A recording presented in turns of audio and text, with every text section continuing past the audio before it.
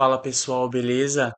Hoje nós vamos fazer um vídeo não devocional, mas sim um comentário a respeito de um vídeo que está repercutindo muito do cantor gospel Kleber Lucas sobre que o hino da harpa cristã Alvo Mais Que a Neve é racista, né? No caso. Não estou aqui para refutar ou falar o que eu acho ou deixo de achar sobre ele, mas sim trazer o que é a minha visão bíblica, trazendo a Bíblia para você, o que quer dizer a passagem que fica em Isaías 1:18, né? Que diz assim: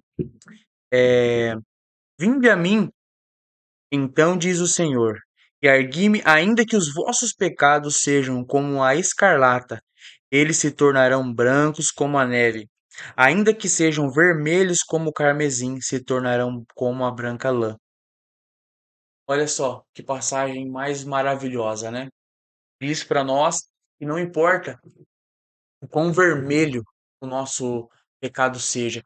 Aqui, o, o autor do texto usa a referência como carmesim, os nossos pecados como carmesim, né? Isso fala de uma culpa de sangue, porque o pecado nada mais é do que, é, podemos dizer que um assassinato, né?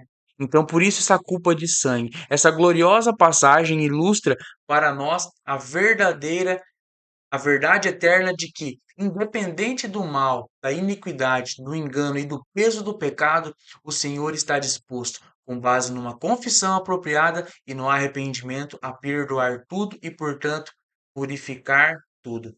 Como já dito, isso é feito exclusivamente pela fé em Cristo e no seu sangue derramado. Jesus, quando subiu no alto daquela cruz, como um cordeiro, ele foi morto inocente. Jesus era alvo mais que a neve, não falando de tom de pele ou de etnia, no caso, mas sim de um alvo, de um branco sem manchas, um branco puro, aonde não há nenhuma mancha nele. E sim, ele subiu e pagou um preço de sangue. Com seu sangue derramado, ele nos lavou. E nós, quando reconhecemos Jesus como nosso Salvador, nós podemos também ser lavados, nós somos remidos pelo seu sangue e se tornamos alvos como a neve. Esse louvor ele é muito lindo e ele diz assim: sim, nesse sangue lavado, mais alvo que a neve serei. Então, quando quando nós aceitamos a Jesus, Jesus pega todos os nossos pecados, como eu venho dizendo nos nossos devocionais. Jesus não se importa com o que você fez, Jesus se importa onde o seu coração se volta, né? Quando Adão e Eva, o homem lá no começo de tudo, escolheu o pecado e o pecado implantou na humanidade, veio com tudo isso a morte, né? E no passar do tempo, Caim também novamente veio pecar, matou seu irmão, depois Noé, e assim por diante, na Torre de Babel, e assim por diante o homem veio pecando, pecando, pecando, buscando seus próprios prazeres e correndo de Deus, indo para fazer a sua vontade com o pecado. Quando,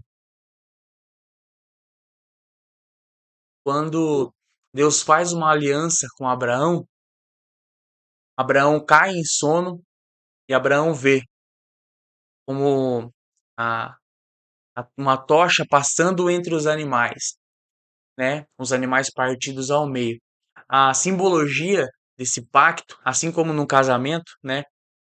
Um contrato você consegue desfazer numa sociedade, mas um pacto de sangue é onde não pode ser quebrado com um preço de morte. Por isso que no casamento, os votos a gente diz até que a morte nos separe. E ali foi feito um pacto, uma aliança entre Deus e o homem com Abraão. Mas somente ali passou a coluna de fogo representando o Espírito de Deus, né? E passando ali, Deus ele quis dizer: Abraão, se eu não cumprir com a minha aliança, que aconteça comigo o que aconteceu com esses animais. E Abraão, Se você não cumprir, que aconteça comigo também o que aconteceu com esses animais. E assim como toda a história nos mostra, e hoje também, nós vemos que o homem pecou, o homem não cumpriu com a sua aliança, o homem não cumpriu com a sua parte. E lá no alto daquela cruz, como aqueles animais partidos ao meio, o Cordeiro Imaculado, Jesus Cristo, foi morto. Por mim e por você. Então, nós não podemos usar o sacrifício de Jesus, que nos torna alvos mais que a neve, como pretexto de lacração para Ibope, para levantar de volta os olhares para nós. Porque isso atraiu muitos olhares para ele, como atraiu para outro cantor também, o Leonardo, alguns olhares ao cantar e defender algumas ideologias. E isso não é bacana, isso não é o verdadeiro evangelho. O evangelho de Cristo, aquele que foi pregado na cruz, ele é a boa notícia. Jesus ele não olha para pecados como o ladrão, como aquele que trai a esposa ou a esposa que trai o marido, o homem que se deita com homem, a mulher que se deita com mulher. Jesus não olha para isso diferentemente. Todo pecado é pecado e ele morreu por todos nós. Isso é fato e todos nós já sabemos disso. Existem alguns de extremo liberalismo, como existem alguns de extrema que são muito fechados e criticam isso e julgam, e não cabe a nós julgar. Nós não podemos ser extremamente liberais e também não podemos ser extremamente restritos. Nós devemos amar, nós devemos proteger esses irmãos que pecam, que estão perdidos e acolhê-los para nós. Mostrar que Jesus quer purificá-los, não mudando, como o cantor disse, a sua tonalidade de pele, não, mas sim a tonalidade da tua alma, aonde você está voltado para o pecado, dobrado aos seus próprios prazeres, e Jesus muda a sua história, assim como ele fez com a minha vida e de várias pessoas que eu conheço. Então que você possa entender que o que Deus quer fazer com você é te perdoar, é te amar, é te ter de volta. Como em Lucas existe uma parábola do filho pródigo, Jesus, Jesus conta, né, que o filho pegou a sua parte da herança e saiu e voltou querendo ser servo do seu pai, mas seu pai o recebeu como filho.